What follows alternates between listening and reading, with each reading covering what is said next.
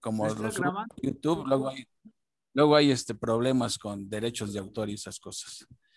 Entonces les decía, algunos quizá ya lo habían visto, pero está toda la Biblia así, con dibujitos así de explicación, muy didácticos estos videos, desde Génesis hasta Apocalipsis están todos los. Ahora bien, pues quise poner esto para que nos sirviera como un repaso y el que ya lo había visto, pues nos recuerda, ¿verdad?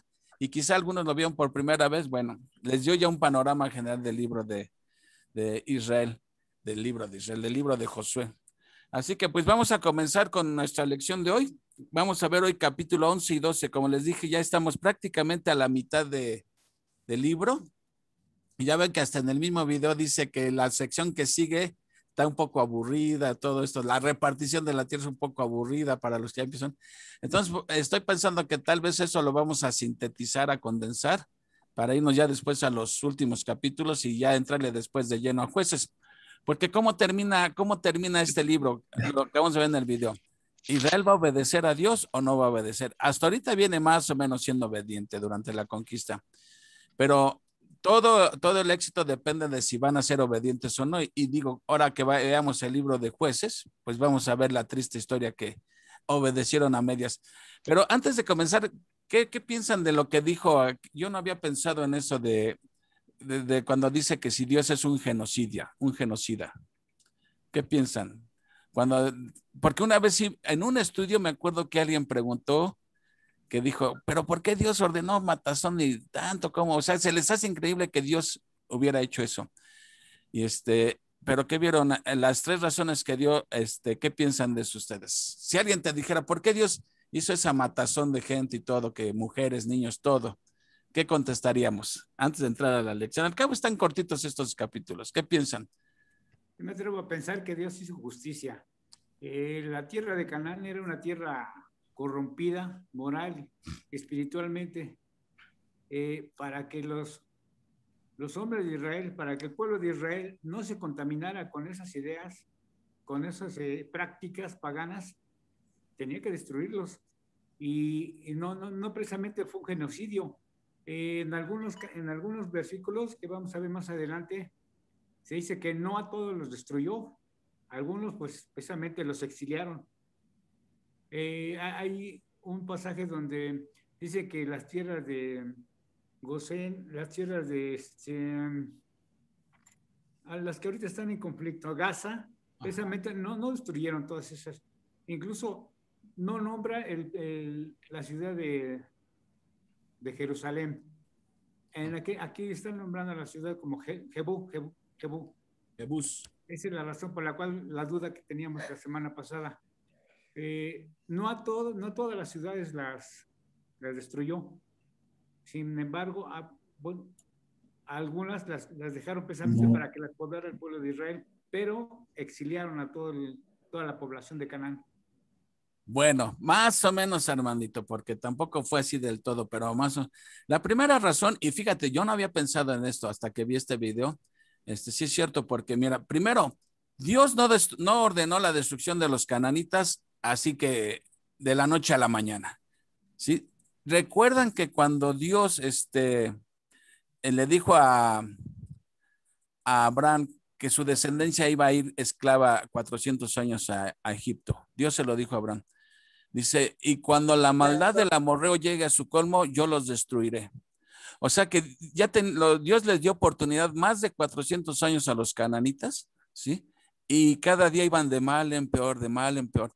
Y como decíamos, Dios no se puede quedar cruzado de brazos ante el pecado. Dios tarde o temprano ejecuta juicio y ya se las había sentenciado, ¿sí? O sea que no fue de la noche a la mañana. Tuvieron tiempo para cambiar su vida. Exactamente, de arrepentimiento. Segunda razón, hay lenguaje hiperbólico, porque si cuando leemos, por ejemplo, que dice un versículo que dice, y destruyeron a todos y no dejaron a ninguno con vida, ¿sí? Pues como el mismo Moisés les dijo, destruyanlos a todos, pero también después les dice que los expulsen y después les dice que no hagan ningún trato con ellos ni se casen con ellos. Y como dijo aquí el video, ¿sí?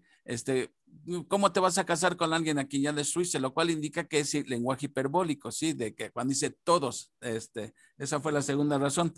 Y la tercera razón es que esas órdenes eran nada más para los pueblos de Canaán. ¿Se acuerdan que Dios les dijo, con naciones más lejanas pueden entablar la paz, hacer las paces y todo? Entonces, sí, esto defiende mucho la reputación de Dios de quien diga que era un genocida, cómo ordenó eso, ¿sí? Entonces, bueno, dicho esto, vamos ahora sí a leer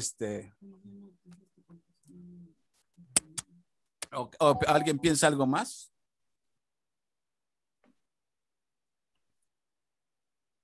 Bueno, aprovecho para dar las buenas noches a Irene, Viri, Marce y Pepe, que ya están aquí también. Así que pues vamos ahora sí a darle que es mole. Vamos a ver capítulo 11. Recuerden, la estrategia de Josué fue primero, miren, imagínense la tierra de Canaán como el estado de Veracruz, así largo, ¿sí? Josué centra primeramente su ataque a la parte central, a Jericó y a Jai. De hecho, divide, así de esta manera divide el país, ¿sí? Y después de que los dividió, se va sobre los del sur y después se va sobre los del norte. Esa fue la estrategia. Entonces ya vimos en capítulos anteriores cómo Josué acaba con Jericó, acaba con Jai, y la semana pasada vimos la campaña del sur, cómo destruye a las naciones del sur. Ahora va sobre las del norte. Ahora fíjense, aquí hay cosas interesantes. Dice, cuando oyó esto Jabín, ¿quién era Jabín? Bueno, aquí nos dice que era rey de Hazor.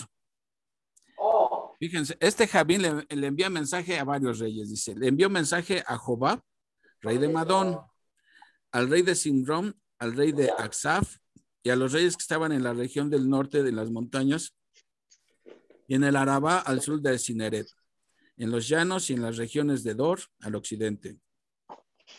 Al cananeo que estaba al oriente y al occidente, al amorreo, al eteo, al fereceo, al jebuseo en las montañas y al ebeo al pie de Hermón en tierra de Mizpa. Estos salieron y con ellos todos sus ejércitos, mucha gente como la arena que está a la orilla del mar, en multitud con muchísimos caballos y carros de guerra. Fíjense lo que dice el 5. Todos estos reyes se unieron y vinieron y acamparon unidos junto a las aguas de Merón para pelear contra Israel. ¿Se dan cuenta? Esta coalición de naciones es todavía mayor que la coalición del sur. ¿Se acuerdan? En el sur eran menos naciones, menos pueblos, ¿sí?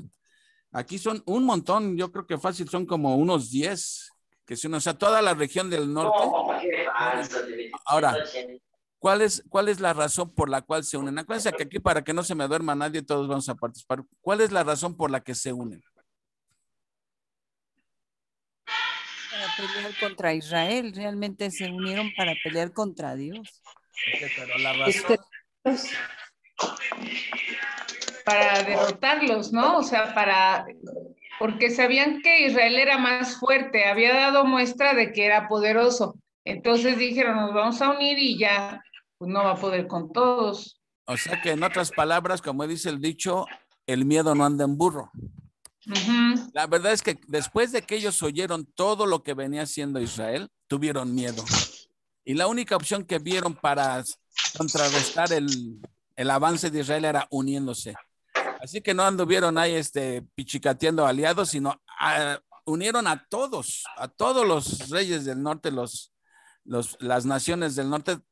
Este fulano que se llama Jabín, el rey de Hazor, que fue el que tomó la iniciativa, es el que invita a todos a unirse, ¿sí? Evidentemente porque tenían miedo. Ya habían visto lo que le habían hecho a Sejón del otro lado luego a Og, del lado oriental del río. Luego ya de este lado occidental, ya sabían lo que había pasado con Jericó.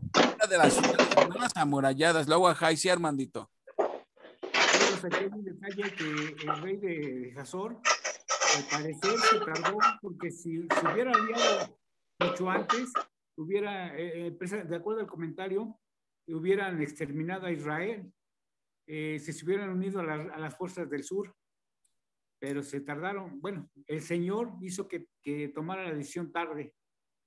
Exactamente, Dios está en control porque desde el punto de vista humano, si ellos se hubieran unido a la coalición del sur, hubieran hecho sándwich a Israel. O sea, por un lado estaban atacando a los del sur y por otro lado los del norte, ¿sí?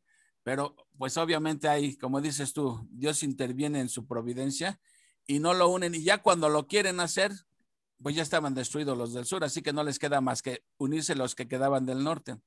Y ese fue su error. Pero fíjense, me recuerda esto una cosa. ¿En dónde leemos? Y ahorita los que están en el estudio de Apocalipsis, ¿en dónde leemos de otra confederación o de confederaciones? ¿De Gog y Magog?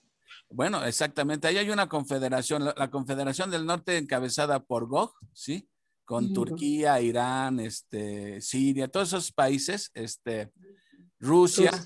Es una confederación que le llaman la Confederación del Norte. Está la Confederación del Occidente, que va a ser comandada por el Anticristo, ¿sí? Al frente de varios países unidos. Está la Confederación del Oriente, ¿sí? Que están otros países unidos, y la Confederación del Sur. Ok. Ahí nuevamente ahora, fíjense cómo siempre para pelear contra Israel, ¿sí? Se unen los países, ¿sí? Los enemigos de Dios siempre se unen para frustrar el plan de Dios. Ya ven que les mandé el video de la guerra de los 6 días. Está impresionante ese. Fíjense, estaba viendo en esos videos que luego mando por YouTube, que por ejemplo, Israel, el primer día cuando los declararon ya nación independiente la ONU, en 1948, ¿sí? Al siguiente día, ya había una confederación atacándolos, todos los países árabes, pero fíjense, al siguiente día, países bien poderosos, ¿sí? Los árabes, Irán, Siria, todos esos países se unen, ¿sí? Para atacar a Israel al siguiente día de su independencia. ¿Quién salió vencedor? Israel salió vencedor. Eso fue en 1948, el siguiente día. Israel. Ahora, en 1967, nuevamente otra confederación se une, ¿sí? Empieza Egipto y le siguen los demás. Y eran naciones bien poderosas esas. ¿Qué podía hacer Israel contra esas naciones bien poderosas? Pues me recuerda mucho lo que estamos viendo aquí en Josué, ¿sí? Aquí se unen todos estos países del norte, de la zona norte de Canaán, para pelear contra Israel. Obviamente, aquí vamos a ver que ellos tenían muchísimo ejército, caballería, carros de guerra. ¿Qué esperanza tendrá Israel contra estas naciones? Ninguna, salvo que Dios estaba con ellos. ¿Qué esperanza tenía Israel en 1967 en la guerra de los 6 días? Que en 6 días Israel los derrotó a todas esas naciones.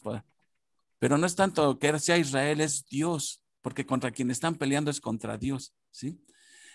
Increíble que, bueno, si vieron ese video, cómo los israelitas, la estrategia que usan de que mandan videos de que están todos los soldados veraneando ahí en la playa con sus esposas y todo, ¿sí? Y los enemigos dicen, Israel ni se la espera, ¿sí? Están bien confiados, ni se las huelen que los vamos a atacar, pero Israel ya sabía. Y esa misma noche, agarran sus aviones volando, creo que a 15 metros de altura del piso para no ser detectado por los radares, y le dan en la torre a todos los aviones de Egipto, ¿sí? El factor sorpresa. Y si se fijan aquí también, Josué utiliza el factor sorpresa. Entonces, vean qué interesante está eso. Y la lección es que cómo Dios sigue cuidando de su pueblo, ¿sí?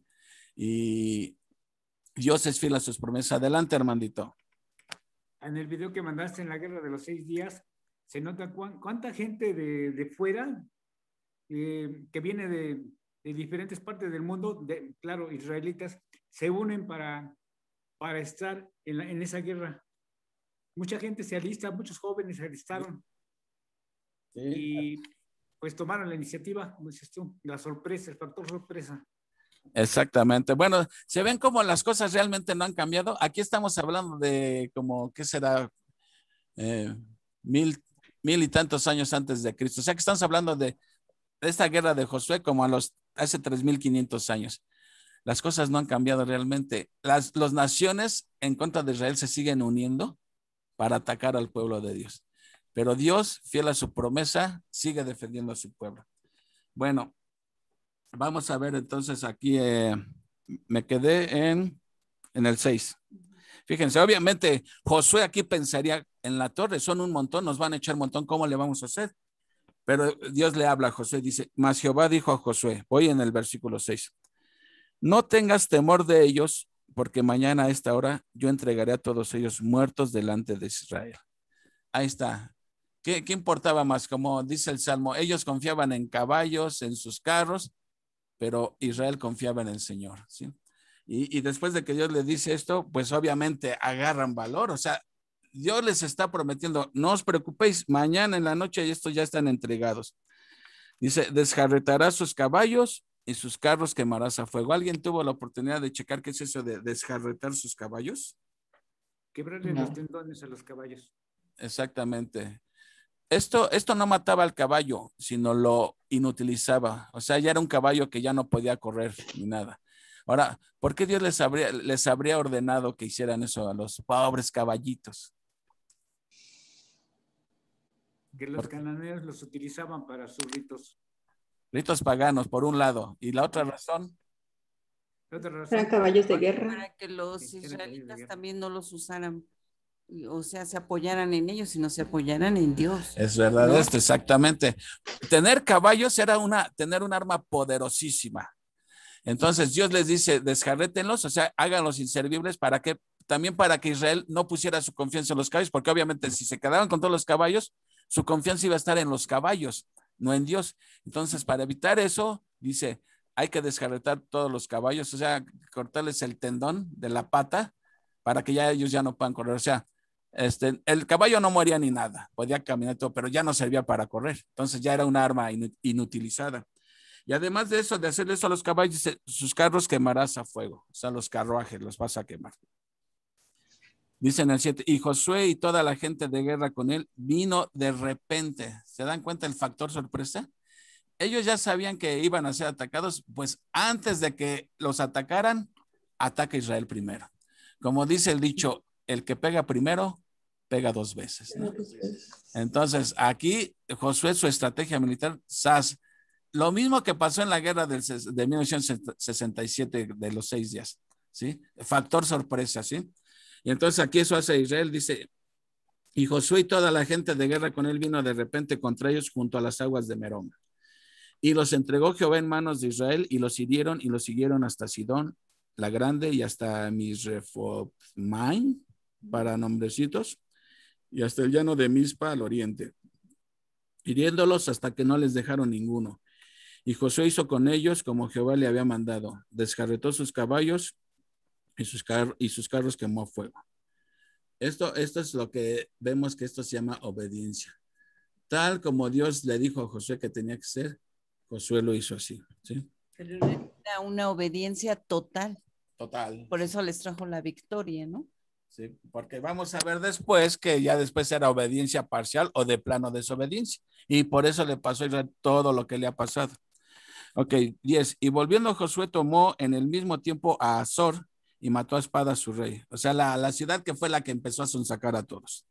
Y mató a espada a su rey, pues Azor había sido antes la cabeza de todos estos reinos. Y mataron a espada todo cuanto en ello tenía vida, destruyéndolo por completo sin quedar nada que respirase. Ya vimos que a veces aquí hay lenguaje hiperbólico. Y a Azor pusieron fuego, asimismo tomó Josué todas las ciudades de aquellos reyes y a todos los reyes de ellas y los hirió a filo de espada y los destruyó como Moisés, siervo de Jehová, lo había mandado. Pero todas las ciudades que estaban sobre colinas no las quemó Israel, únicamente a Azor quemó Josué. ¿Sí?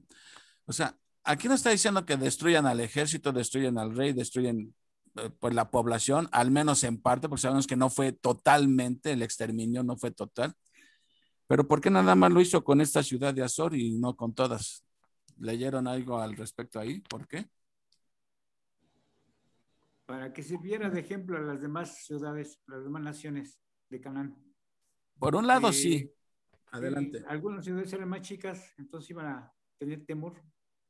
Claro, porque si vieron que quemaron y destruyeron a Azor, que era la ciudad grande, pues ¿qué les podía esperar a las otras que eran ciudades más pequeñas? ¿Sí? Y servía de ejemplo también para eso. Y además también yo estaba leyendo que porque Josué pensó que también esas ciudades después podrían serles de utilidad a los... Me atrevo a pensar que aquí está me atrevo a pensar que aquí está el motivo por el cual no destruyeron a Jerusalén, para que sirviera quedara como ciudad para los israelitas. Que aquí en este caso vemos que es Jebú. ¿Qué piensas de eso? Tú que andabas con esto de los jebuseos.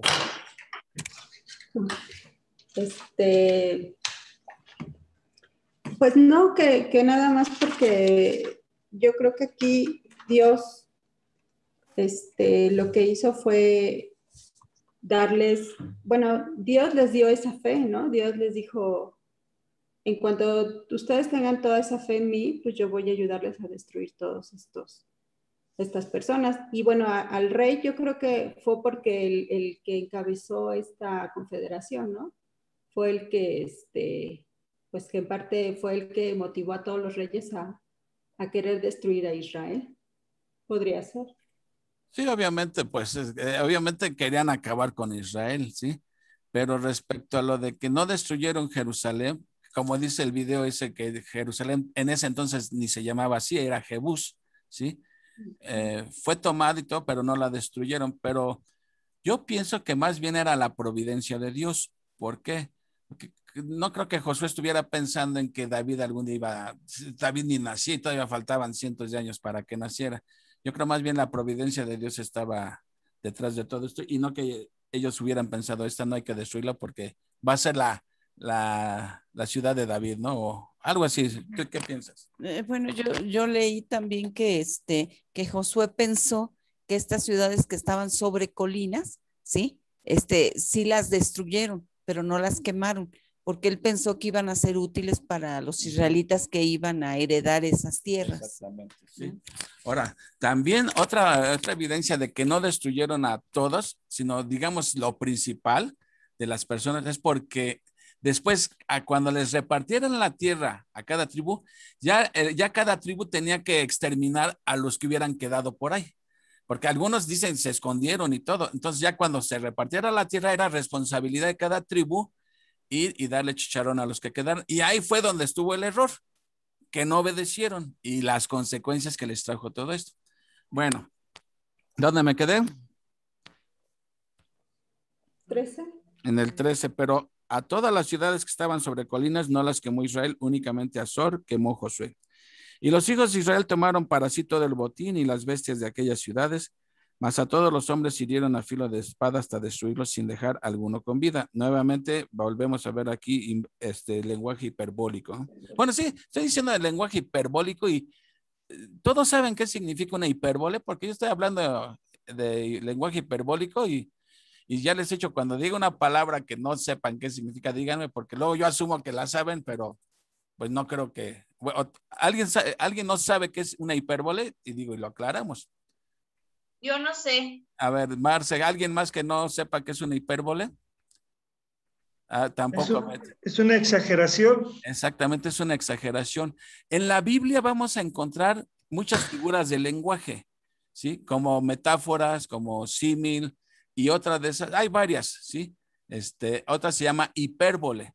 La hipérbole es usar un lenguaje exagerado, ¿sí? Es como, por ejemplo, cuando tú le dices a tu hijo, chamaco, ya te lo he dicho 1000 veces que no agarres esto. Bueno, se lo has dicho 3, 4 veces, pero esa es una hipérbole en lenguaje, cuando hablas en lenguaje exagerado, ¿sí? Dices, ay, hace un calor del infierno. ¿Cuándo has estado en el infierno? Lo que estás dando a entender es que hay mucho calor, ¿sí? Estoy muerto de hambre, o sea, esas son hipérboles, ¿no? Andas en la luna, bueno, eso más bien es metáfora, no es una exageración. Pero ejemplos en la Biblia, cuando dice Pablo, si yo hablase en lenguas, ¿sí? Si yo hablase en todas las lenguas y tuviera todo el amor, está utilizando una hipérbole, o sea, está exagerando algo. Entonces, cuando decimos aquí que no dejaron, que mataron a todos, eso es un lenguaje hiperbólico, porque ya vimos más adelante que no mataron a todos, ¿sí? Entonces, una hipérbole es hablar exageradamente, ¿sí? Esa es una hipérbole. Y en la Biblia hay de este tipo de figuras de lenguaje. Ok, ¿ya queda claro, Betty y Marce? Ok, bueno, me quedé en 15. De la manera que Jehová lo había mandado a Moisés su siervo, así Moisés lo mandó a Josué y así Josué lo hizo sin quitar palabra de todo lo que Jehová había mandado a Moisés. O sea, nuevamente estamos viendo obediencia plena, ¿sí? 16. Tomó Josué toda aquella tierra, las montañas, todo el Negev, toda la tierra de Gosén, los llanos, el Arabá, los montes de Israel y sus valles. Desde el monte Jalá, que sube hacia Seir, hasta Balgad, en la llanura del Líbano, a la falda del monte Hermón. Tomó asimismo todos sus reyes y los hirió y los mató. Por mucho tiempo tuvo guerra Josué con estos reyes. Fíjense acá. Aquí esto que lo leemos en un capítulo duró años, todo esto. No hubo ciudad que hiciese paz con los hijos de Israel, salvo ¿quién fue? Los Gabaonitas, ¿se acuerdan? Los Gabaonitas, que les tomaron el pelo realmente, o sea, pero fíjense, ahorita que veamos el video al principio, de todos los cananitas, solamente Rahab y su familia se convirtieron al Dios verdadero. Y los Gabaonitas, si fingidamente o no fingidamente, sabían que eran hombres muertos, ¿sí? Entonces, ellos se convierten tal vez por conveniencia, pero finalmente muchos de ellos tuvieron que haber creído en el Dios verdadero, ¿sí? Entonces, si el resto de los cananitas hubieran clamado misericordia, Dios nunca niega su misericordia, pero en lugar de clamar misericordia, se endurecieron más. ¿En dónde estamos viendo esto también? En Apocalipsis, ¿verdad? Que ante los juicios de Dios la gente, en vez de arrepentirse, al contrario, endurece más su corazón. Bueno, un día. Dice entonces los que moraban en Gabaón, todos lo tomaron en guerra. Porque esto vino de Jehová, que endureció el corazón de ellos para que resistiesen con guerra a Israel, para destruirlos y que no les fuese hecha misericordia, sino que fuesen desarraigados como Jehová lo había mandado a Moisés. También en aquel tiempo vino Josué y destruyó a los anaseos. ¿Se acuerdan quiénes eran los anaseos? Los gigantes. Gigantes de Tula. Eran los gigantones esos. ¿Se acuerdan que 43 años antes fueron esos gigantones los que espantaron a los espías? Que dijeron, no, hombre, estos están grandísimos, nosotros vamos a pasar langostas al lado de ellos. No tenemos ninguna oportunidad. Eso, ¿se acuerdan que ese informe de los 10 espías les costó vagar 40 años en el desierto por incrédulos? En Cades Barnea, exactamente. ¿Y por qué Josué y Caleb, que eran de esa generación, ellos sí entraron a la tierra prometida? Porque fueron los únicos dos que dijeron, aunque estén grandotes, nos van a hacer los mandados porque Dios está con nosotros. Y lo que hicieron los otros 10, desanimaron a todo el pueblo, que harían linchar a Moisés, a todos ellos, y que sabes que Dios los castigue, y ahora por incrédulos se regresan al desierto 40 años. Híjole. Bueno, estos eran los mismos hombres, los que los habían espantado hace 43 años. Ahora ven cómo, estando Dios contigo al frente, hasta los gigantones caen.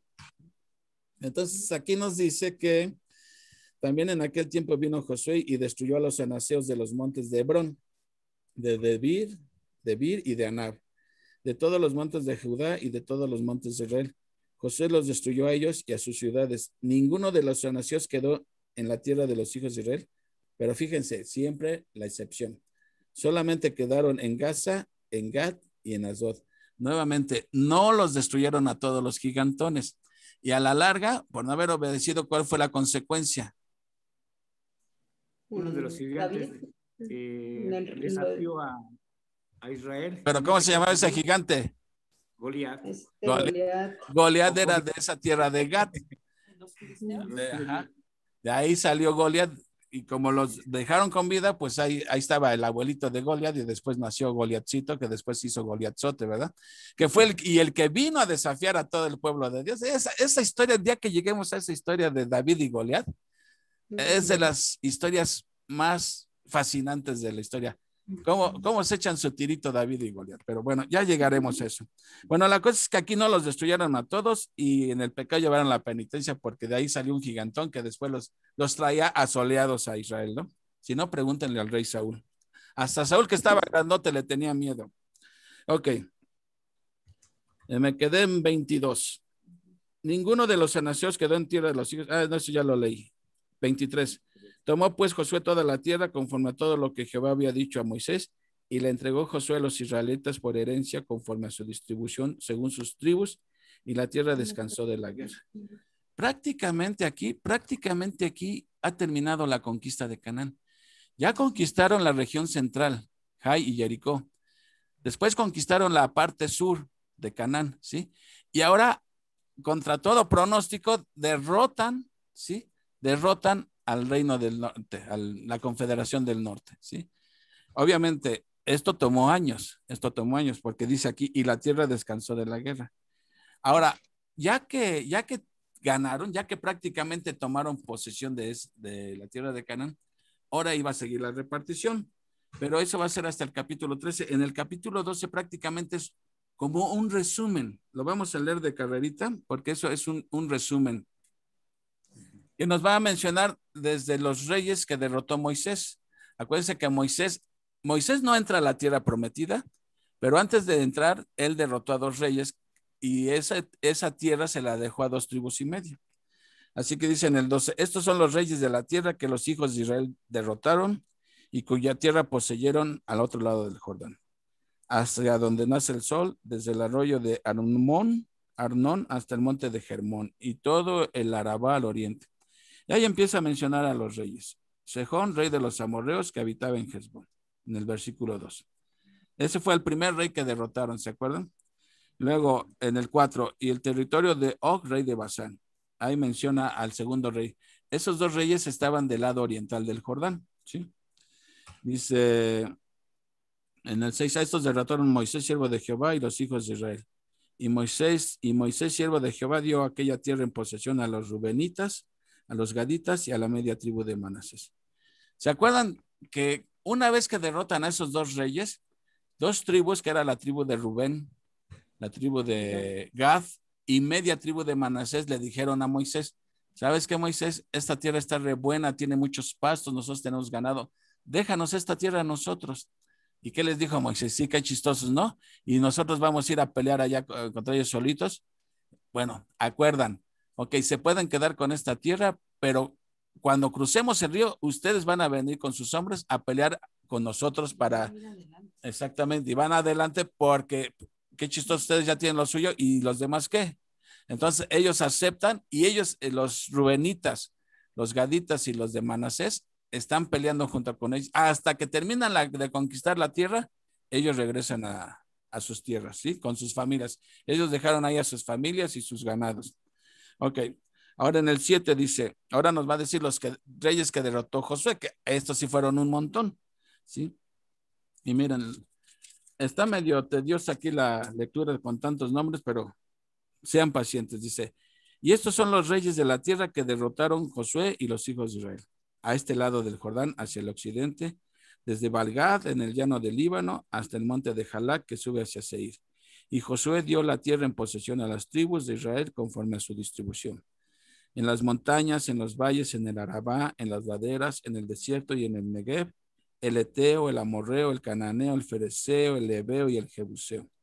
El rey de Jericó, 1, el rey de Ja, que está al lado de Betel, otro, el rey de Jerusalén, otro, el rey de Hebrón, otro, el rey de Jarmut, otro, el rey de Laquis, otro, el rey de Eglón, otro, el rey de Geser, otro, el rey de Debir, otro, el rey de Geder, otro, el rey de Orma, otro, el rey de Arad, otro, el rey de Libna, otro, el rey de Adulam, otro, el rey de Maceda, otro, el rey de Betel, otro, el rey de Tapúa, otro, el rey de Efer, otro, el rey de Afec, otro, el rey de Sarón, otro, el rey de Amadón, otro, el rey de Hazor, otro, el rey de Simbrón, Merón, otro, el rey de Aksab, otro, el rey de Taanac, otro, el rey de Megiddo, otro, el rey de Sedes, otro, el rey de Jocneam del Carmelo, otro, el rey de Dor, de la provincia de Dor, otro, el rey de Joim en Gilgal, otro, el rey de Tirsa, otro.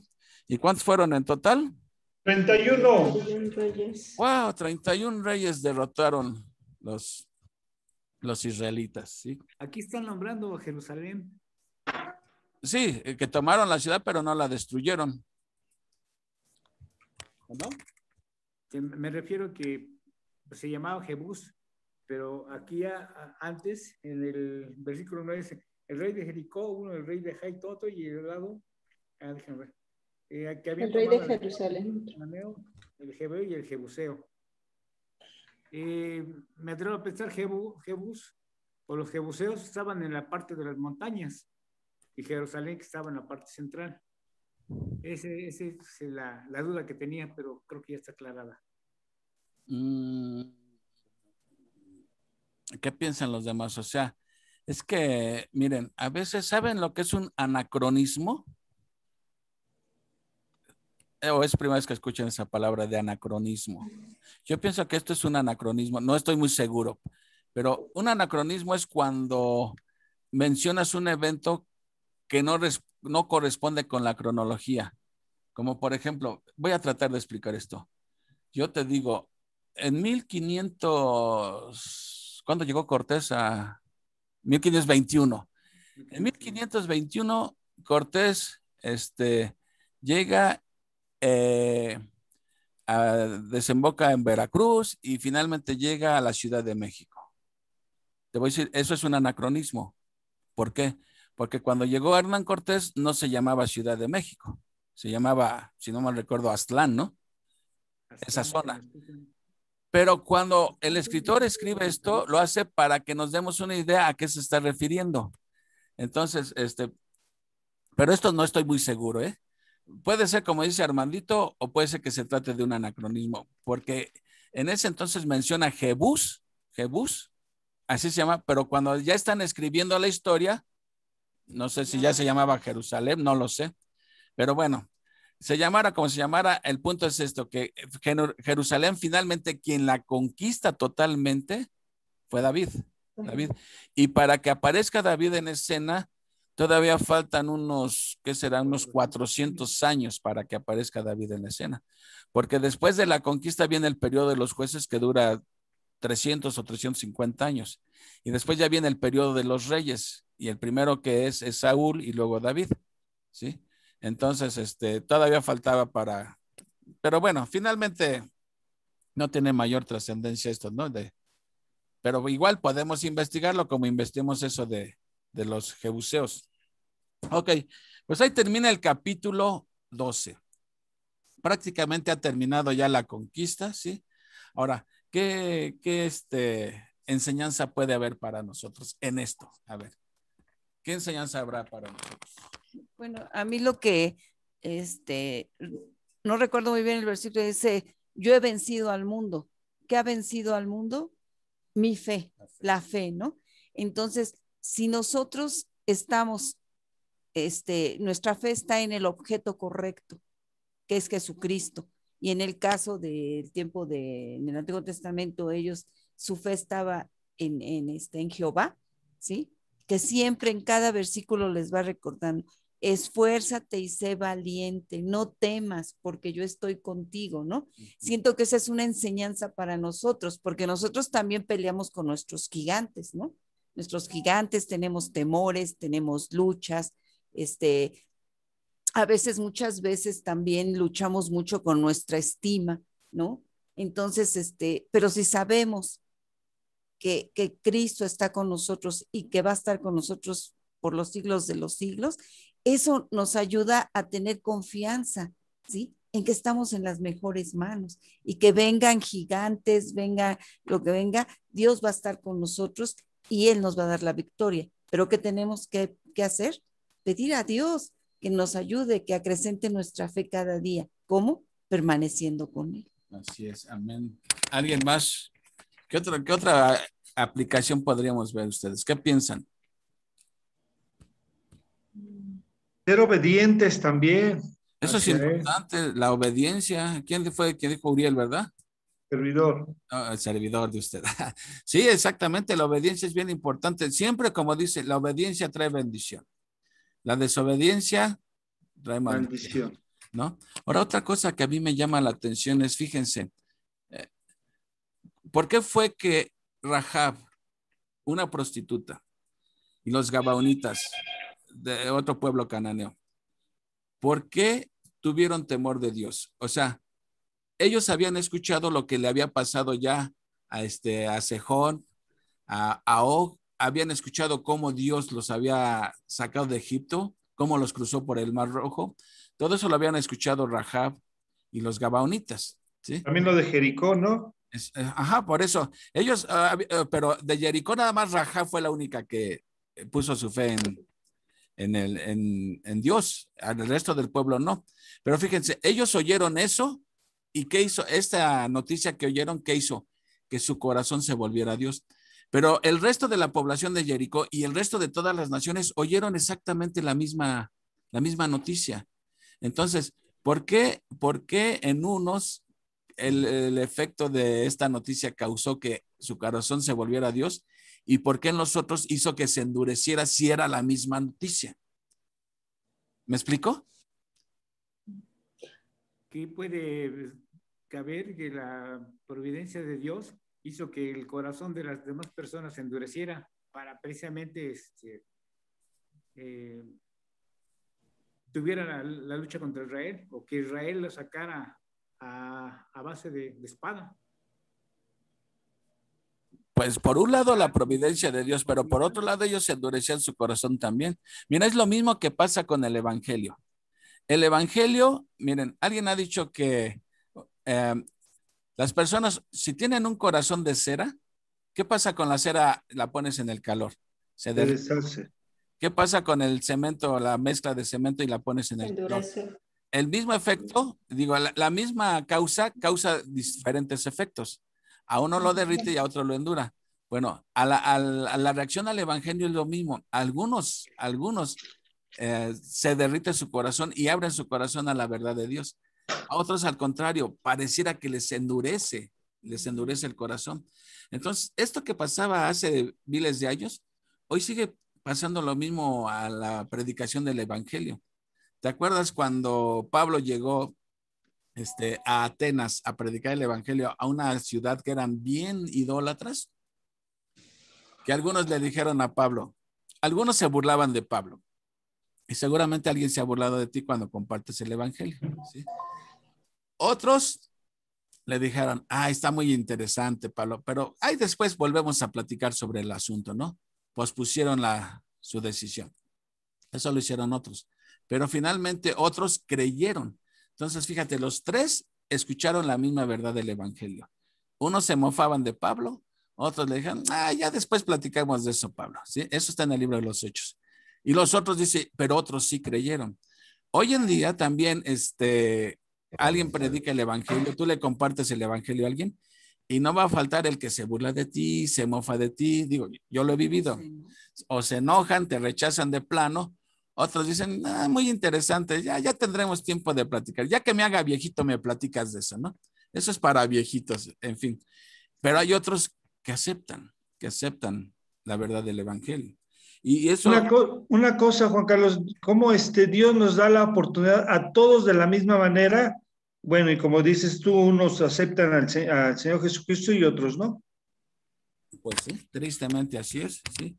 Y otra cosa que vemos es que siempre hay oposición al plan de Dios. Lo estamos viendo ahorita en Josué, ¿sí? Y lo estamos viendo en Apocalipsis, que es el final de los tiempos. Siempre hay oposición al plan de Dios. Y lo estamos viviendo también, perdón. Exactamente. Y lo estamos viviendo nosotros. Siempre hay gente que se opone al plan de Dios, ¿sí? Siempre que estás con...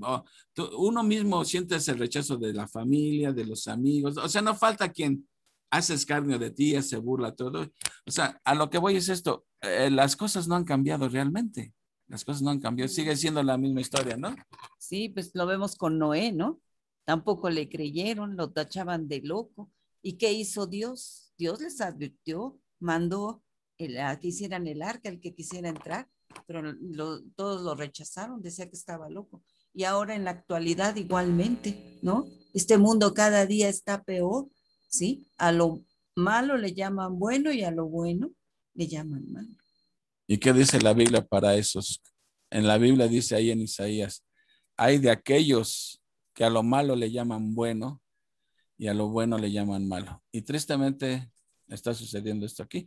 Entonces vemos, yo lo que veo es que es el mismo patrón que se está repitiendo siempre. Es el mismo patrón que está.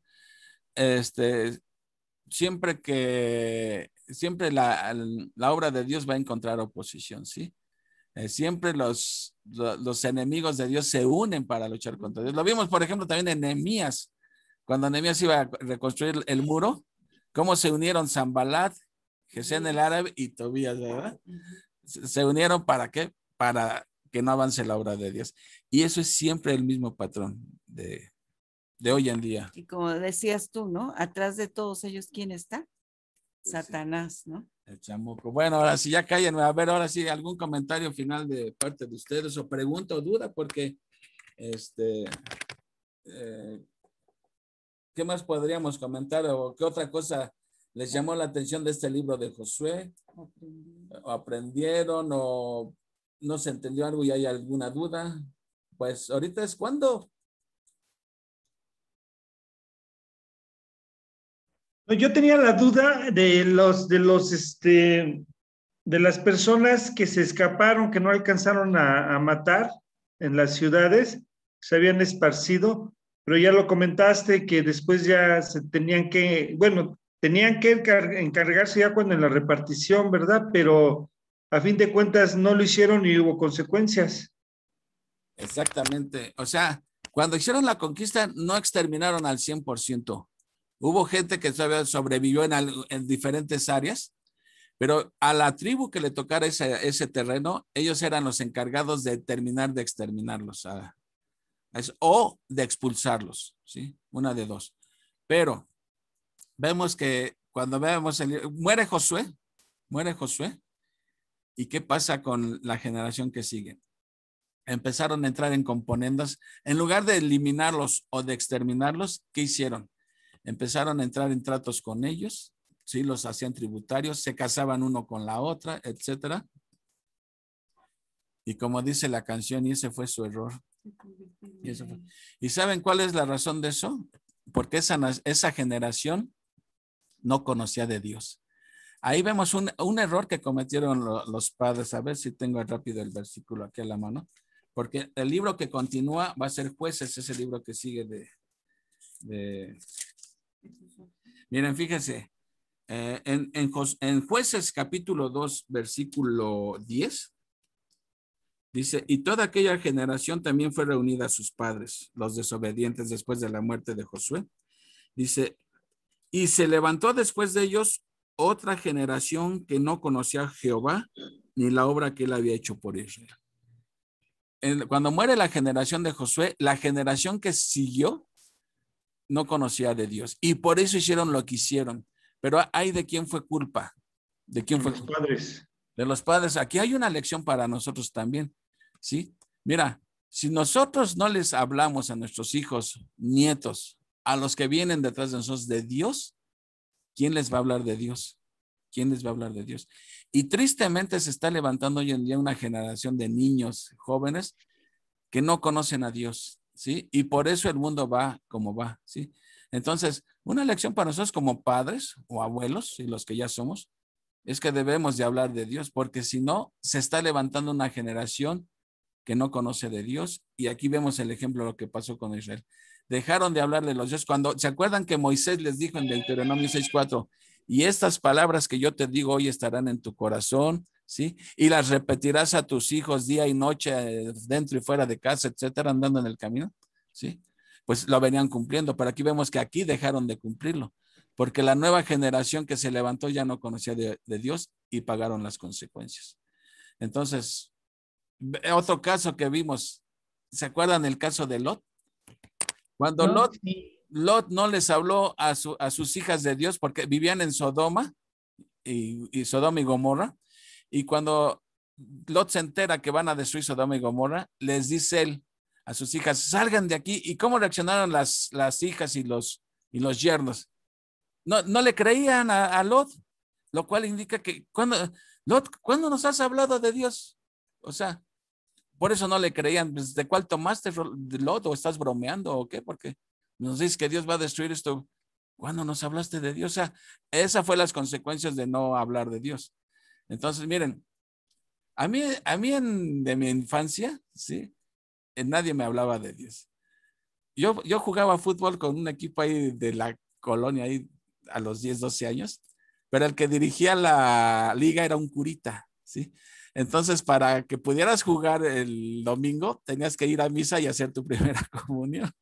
Entonces, lo poquito que yo sabía fue lo que me enseñaron ahí, pero pues, ¿cuánto pude haber aprendido? Digo, no tenía yo quien me enseñara ni nada, ¿no? Pero bueno, el brazo misericordioso de Dios me alcanzó a los 38 años y bueno, lo conocí finalmente tarde, pero lo conocí. pero de chico no tenía, y digo, fue por la gracia de Dios, porque yo de chico, olvídate, les contara mi vida, dirían, ¿a poco? No, sí, eso y más era yo de chico, pero bueno. Entonces, bueno, ya comenten ustedes porque ya hasta me dio sed. A ver, Brandis, ¿tú qué tienes que comentar o alguien más?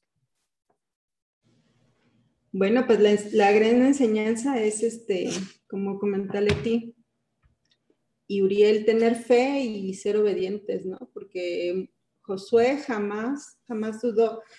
Lo que le pasó a Josué, o sea, tenía altas y bajas como todos. A lo mejor lo que le pasaba a Josué muchas veces era que no consultaba a Dios, ¿no? O sea, decía, no, pues ya, al fin tengo a Dios, pues voy a hacerlo así. Entonces era cuando bajaba, ¿no? O sea, cuando más en lo alto estaba era cuando se bajaba y cuando más le dolía la caída. Entonces, bueno, Josué fue un hombre de fe, un hombre obediente, como cualquier ser humano que tenía altas y bajas, pero en realidad eso fue lo que lo llevó a la victoria.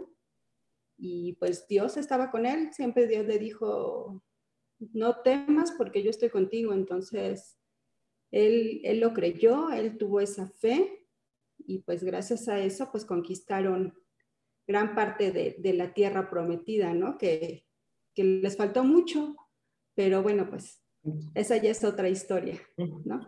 Conquistaron 31 ciudades. Oye, Juan Carlos, ¿y de qué edad murió Josué? Bueno, la Biblia nos lo dice que a los 110 años. 110 Gracias. años. Y lo vamos a ver más adelantito porque la Biblia sí nos da ese dato. Vivió 10 años menos que Moisés. A los 110 murió. Pero ahorita de lo que comentaba Brendis, también me trae a la mente que Josué, como dijiste y dijiste bien, era humano y cometía errores. Cometió 2 errores garrafales, ¿sí? Como dijiste tú, no consultó a Dios. La primera, cuando atacó Jai por consejo de los espías, que no, Josué, ¿para qué mandas a todos? Estos ni a melón nos van a hacer. Manda 2, 3 mil gentes nomás. ¿Para qué cansas a los demás? No consultó a Dios y le salió caro. Después, también cuando los gabaonitas le tomaron el pelo, no consultó a Dios. También se fue con la finta, lo chamaquearon, ¿sí? Pero aprendió, eso es lo importante, aprendió, porque ya después de ahí ya no vemos que vuelva a ser lo mismo, ya todo dependía de Dios totalmente y ese fue el secreto.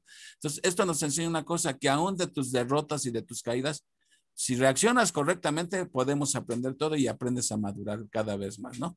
Como dice esto, todos caemos, todos cometemos errores, pero si aprendes de la caída, te fortalece espiritualmente eso, ¿no? Cuando uno aprende de la caída, ¿sí? ¿Alguien más? Gracias, Brendis. ¿Alguien más? ¿Tú, Pablo, alguna opinión, comentario?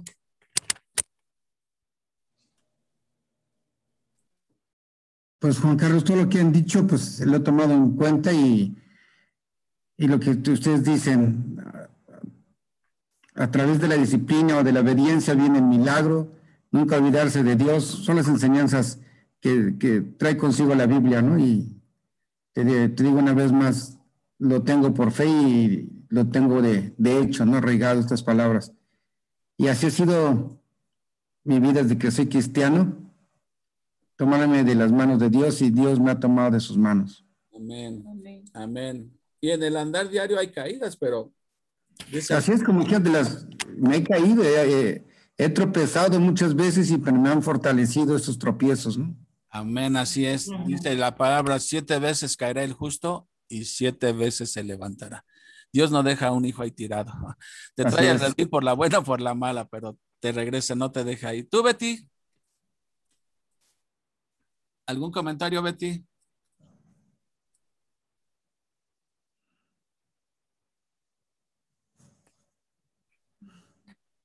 Pues volvemos a lo mismo, ¿no? Que pues las enseñanzas de Dios, que nosotros aprendamos a ser obedientes y pues seamos diligentes a lo que Él nos manda.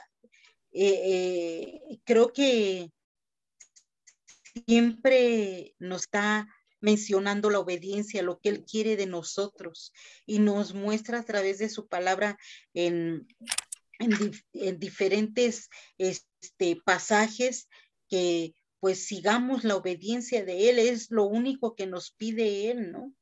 Que no nos pide otra cosa más que obedecerle a Él. como usted dice, ¿no? Realmente cuando nosotros seguimos la obediencia de Él, pues obtenemos grandes bendiciones porque aún así Él en su misericordia nos muestra todo su amor, ¿no? Entonces, pues esa es la enseñanza y de ser obedientes a su palabra. Así es, Betty. Un comentario, por ejemplo, cuando se es uno obediente y cuando va uno teniendo una disciplina, una madurez espiritual, que ora y está uno haciendo todo es por la constancia que se va teniendo a través de estar leyendo la palabra de Dios, estar en los estudios, estar dando testimonio, que es bien importante eso. Entonces, a través de eso va uno reconociendo sus errores que uno tiene para poder salir adelante. Exactamente. Y además otra cosa que aclaro, o sea, la obediencia no garantiza una vida exenta de problemas, ¿eh? Eso también hay muchos ejemplos en la Biblia. Bueno, la Biblia misma lo dice, que si quieres vivir piadosamente, sufrirás persecución.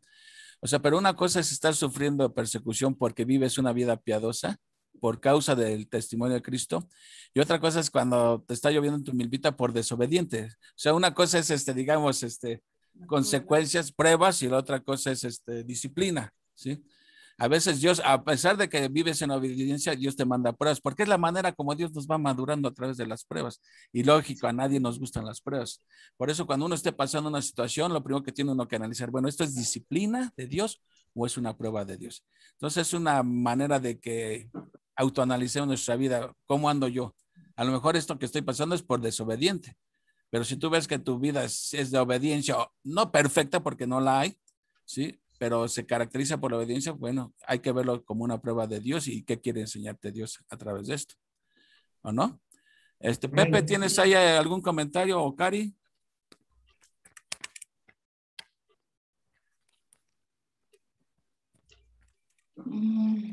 Adelante. Bueno, ¿sí me escuchas? Sí, adelante.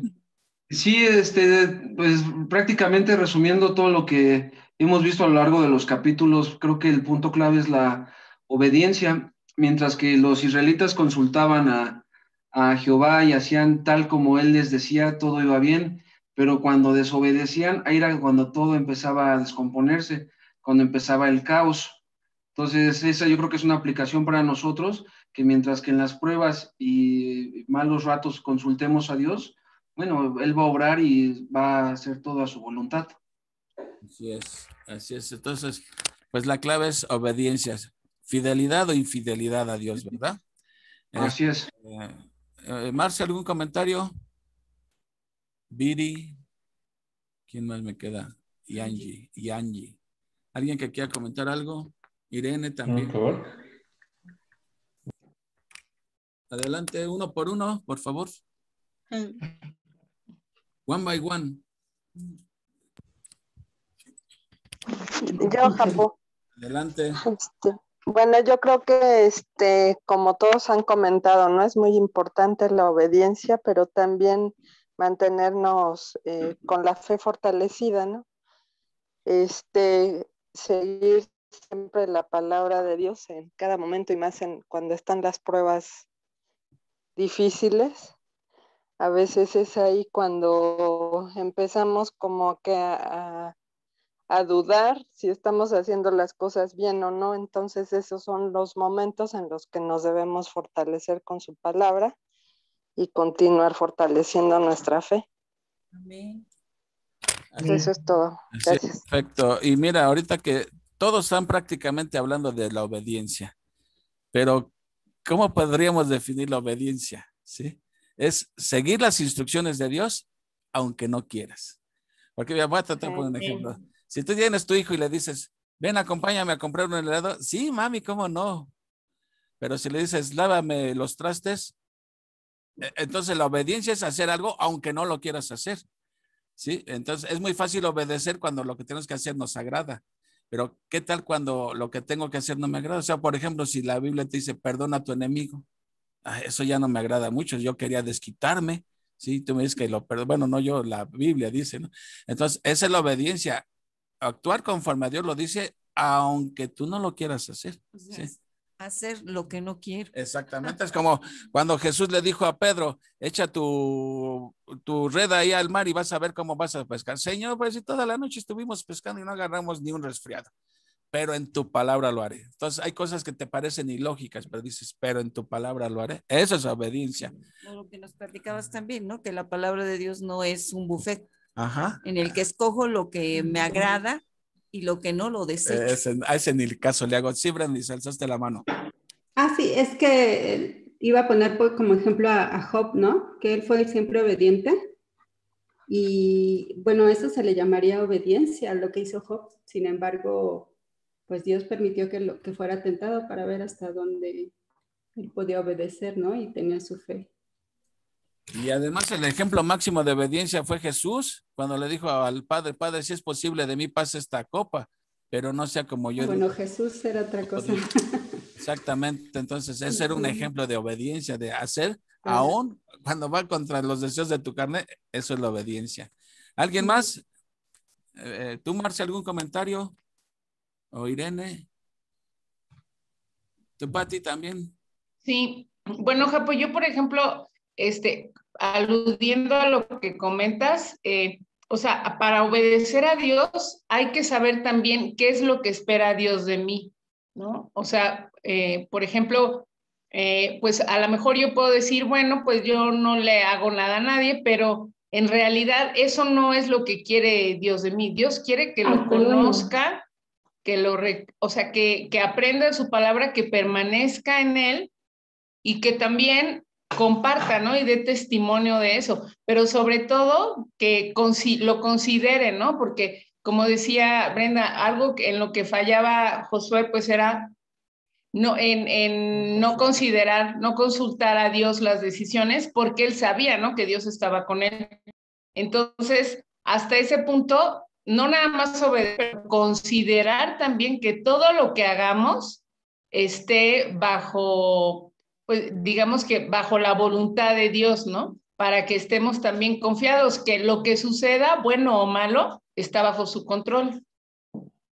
Exactamente, y como dices tú, Dios nos llama a que obedezcamos su voluntad, pero si yo no leo la Biblia, ¿cómo puedo yo saber cuál es la voluntad de Dios para mí? Entonces, exacto. La importancia, ¿cómo voy a obedecerle si ni siquiera me tomo la molestia de leer la Biblia y saber cuál es su voluntad, lo que Dios espera de mí? Y cuando desconocemos la palabra, pues actuamos conforme a la carne. No, y a veces podemos hacer algo que deshonre el nombre de Dios, ¿no? O sea, el no saber que haces algo que lo está ofendiendo. O sea, que lejos de darle honra y gloria a Él, estás vanagloriándote a ti mismo porque estás haciendo las cosas como tú crees o como cualquier otro hombre o cualquier otra persona cree que se deban hacer y no como Dios lo manda. Exactamente, la Biblia dice, hasta dejar de hacer lo bueno es pecado. ¿Y cuándo habíamos pensado eso? No, antes pensamos, yo no le hago daño a nadie. Pues sí, pero tampoco le haces bien porque dice la Biblia, el que sabe hacer lo bueno y no lo hace, le es pecado, ¿no? O sea, tantas formas que podemos pecar y a veces ni conscientes estamos de que estamos pecando. Bueno, somebody else, ¿alguien más? Yo, Juan Carlos. Adelante, Marcel. Sobre la obediencia, y diste un ejemplo de los hijos. Por ejemplo, yo le puedo decir a mi hijo, lava los trastes, pero lo va a hacer de mala gana. A mí como papá no me va a gustar que haga, o sea, lo que le estoy pidiendo, pero de mala gana. De igual manera con Dios, ¿no? O sea, si lo hacemos, bueno, pero pues chupando los dientes o renegando, pero lo hacemos, no vale, ¿o sí vale? No, tienes toda la razón. De hecho, cuando vimos los 10 mandamientos que decíamos que, ¿cuál es el quinto mandamiento? Creo, honra a tu padre y a tu madre. Estábamos hablando de qué diferencia hay entre honrar y obedecer, ¿sí? El obedecer simplemente apela a la acción externa, ¿sí? Como dices tú, le digo a mi hijo, lávame el carro, hijo. Ahí va, como dices tú, apretando, ay, viejo flojo, parece que no lo puede hacer él. Y lo lava, te obedeció. Entonces, la acción externa estuvo bien, obedeció, pero no honró a su padre. ¿Por qué? Porque la actitud era mala, ¿sí? Entonces, cuando hablamos de honrar a nuestros padres es, como dices tú, con buena actitud, ¿sí? Porque si no, de nada sirvió que te obedeciera si lo hizo de mal modo. Entonces, habíamos dicho que, y lo mismo pasa con nuestros hijos que con nosotros, con Dios. Mira, hay niveles de obediencia. Si tú le dices a tu hijo, haz esto, porque si no me obedeces te voy a dar una nalgada, el niño te obedece, pero por el temor a la nalgada, ¿sí? Así nosotros obedecemos a Dios por el temor a que nos disciplinen.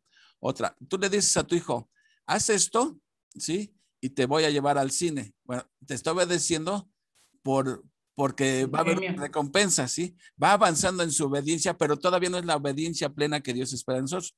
Cuando Dios dice, el que me obedezca, pues gana coronas, como dice la Biblia. Hay galardones para los que obedecen a Dios.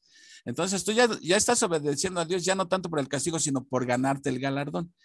Pero el grado máximo de obediencia es cuando tu hijo te tiene que obedecer simplemente porque te ama. Por eso ya no piensa ni en el castigo ni en la recompensa, simplemente por amor a ti te obedece. Ese es el grado de madurez máxima o plena.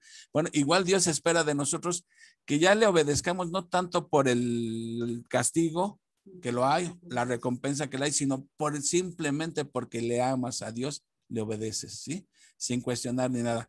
Entonces, aún en la obediencia hay niveles de obediencia, ¿sí? Quizá no expliqué muy bien lo que quise decir, pero ahorita lo que comentaste me recuerda que sí hay niveles de obediencia, porque ¿de qué sirve que te obedezcan si no te están honrando? O sea, están refunfuñando. Digo, y a todos nos ha pasado. O sea, yo cuántas veces no lo hice con mi pobre madre. No, y ahorita podemos recordar también la diferencia que hay entre la tentación y la prueba, ¿no? La tentación viene del enemigo para sacar lo peor de nosotros.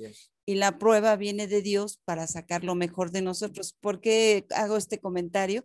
Porque Dios siempre nos está probando, ¿sí? ¿Y cuál es el propósito? Que lleguemos a la semejanza de su Hijo, que nos parezcamos cada día más a Él, que podamos perdonar al que nos hace daño, ¿verdad? Que podamos ayudar a nuestro enemigo, ¿no? Entonces siempre el propósito de Dios no es hacernos sufrir o que tengamos circunstancias adversas, sino hacernos semejantes cada día a su Hijo Jesús. Amén, y se va a valer de todo. Miren, alguien una vez leyó esta ilustración. ¿Sí quedó claro lo de la obediencia, Marcés? Sí, muchas gracias. Ok, una vez leí esta ilustración. Le preguntaron a un escultor, ¿cómo le hacía que con su puro martillo y su cincel, dice, ¿cómo le hace usted para de una piedra sacar un elefante, o sea, hacer un elefante? Y él dijo, pues simplemente tomo mi martillo, mi cincel y y quito lo que no es el elefante, ¿sí? Entonces, todo lo que no es elefante lo voy quitando y queda un elefante. Bueno, exactamente Dios hace eso, toma su martillo y su cincel y va quitando de nosotros todo lo que no es Cristo, ¿me entiendes? Entonces, somos muy buenos para cantar, quebrántame, transfórmame, moldéame a tu imagen, Señor. Pero y cuando Dios te está dando los cincelazos que te está transformando, es, ay, Señor, ya no le des tan duro, ¿no? Porque ya no aguanto lo duro, sino lo tupido. Pero nos damos cuenta que a través de esos cincelazos, sí, Dios está moldeando nuestro carácter. Uno avanza más espiritualmente cuando todo el aire está en tu contra, como el papalote, entre más está en contra el aire, más te eleva, más se eleva el papalote, pues uno avanza más y crece más uno cuando todo está en contra. Sí, cuando la vida es planito y todo, difícilmente ni siquiera apreciamos la presencia de Dios en nuestras vidas. Es en las adversidades cuando nos damos cuenta la presencia de Dios y su fidelidad, pero cuando todo marcha bonito, ni nos percatamos, ni agradecemos, ni nada, hasta que de verdad la estamos viendo. Bueno, ¿algo más que quiera alguien comentar? Si no, ya que nos despida Uriel. Hoy ya no veo a Armandito. Yo creo que se le acabaron No, dijo que se le acabaron los datos de su celular y por eso ya no podía conectarse. Y Pablo puso mensaje que tuvo que retirarse. Sí, ya yo creo ya le agarraba a Drácula a Pablo. Y pero ya hasta ahorita estoy dando cuenta de Armandito. Bueno, si ya no hay alguien más antes de que se les acabe el internet o les agarre Drácula, no, ya para que nos despida Uriel. Angie, yo nada más un comentario rápido. Adelante, Brendis. Que gracias a Dios y que ahora vivimos en la gracia, pues ya nada más tenemos 2 grandes mandamientos, que es amar a Dios con todo nuestro corazón, con toda nuestra fuerza y amar a nuestro prójimo, ¿no? Entonces, en base a eso yo creo que se desprende todos los demás mandamientos, pero esos principales hacen que nosotros podemos llegar a toda la obediencia que Dios quiere, ¿no? Y te lo voy a poner en palabras de Pablo más sencillo. El que ama ha cumplido la ley. ¿Me entiendes? Porque el que verdaderamente ama no busca el mal del otro. O sea, si tú amas a una persona, no vas y le vas a hacer daño porque le amas, ¿no? Entonces no hay necesario que te digan, no le robes, porque simplemente por amor no le vas a robar porque le amas. ¿Me explico? Eso es lo que quiere decir Pablo. El que ama ha cumplido la ley. Amén. Ok, bueno, pues te lo paso, Uriel, si ya no hay ningún comentario más. Adelante. Muy bien, pues vamos a hacer una oración para despedirnos. Inclinamos nuestro rostro. Señor Padre bendito, nuevamente gracias, Señor mío, porque nos das y nos regalas este alimento espiritual, Señor Padre mío. Gracias por tu enseñanza.